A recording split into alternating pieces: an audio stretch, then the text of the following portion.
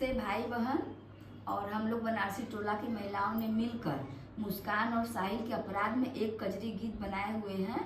और इस गीत के माध्यम से आप लोग सुनिए मुस्कान और साहिल ने कैसे कत्ल किया है सौरभ भैया का। आप लोग ज़्यादा से ज़्यादा शेयर करिए, लाइक करिए और लोगों तक इसको पहुंचाइए।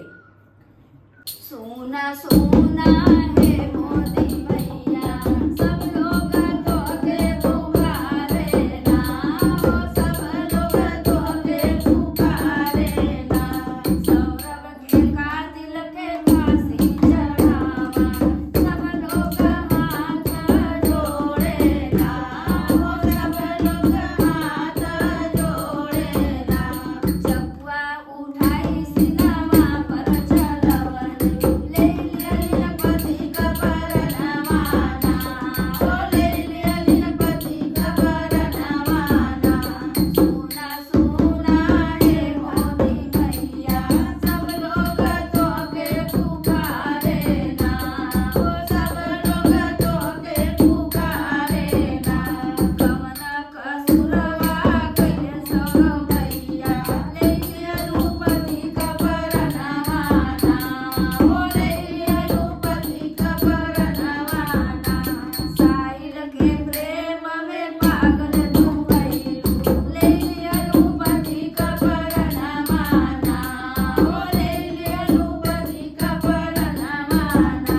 जागा जागा है मोदी भैया, सब लोग तोके जगावे ना, सब लोग तोके जगावे ना।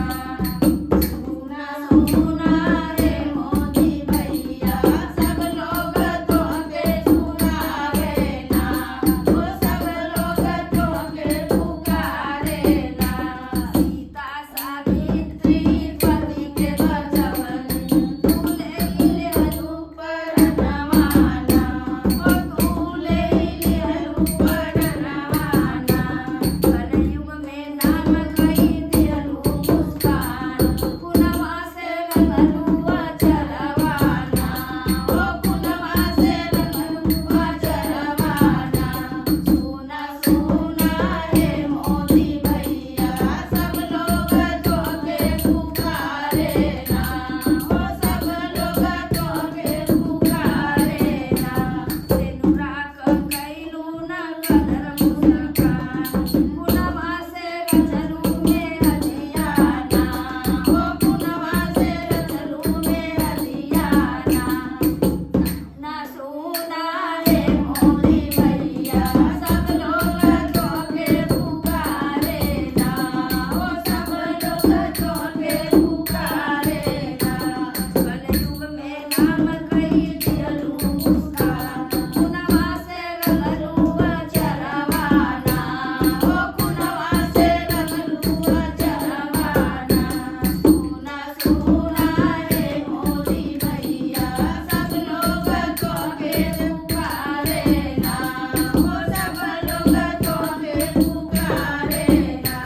हवा के काला कही दिहलू, मेरठ का कही दिहलू बदनाम, ओ मेरठ के कही दिहलू बदनाम। जागा जागा है मोदी भैया, सब लोग तोके जगावे ना, ओ सब लोग तोके जगावे ना। सोना सोना है मोदी भैया, सब लोग तोके पुकारे ना, ओ सब लोग तोके पुकारे ना। इस गीत को हम यहीं पर समाप्त करते हैं।